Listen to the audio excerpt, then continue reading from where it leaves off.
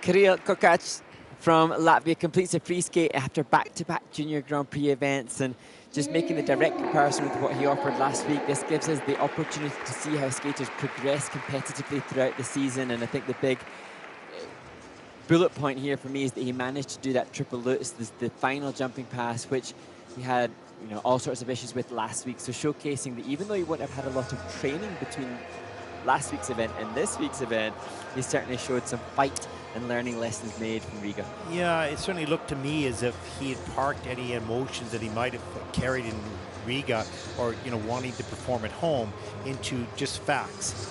Let's get the technique done. There's that triple toe loop was done nicely. Let's get this triple flip done. Get all the way around there, a little twizzle, right? Let's get this triple LUTs done. Get it up in the air, beautiful, done. So he was on task today.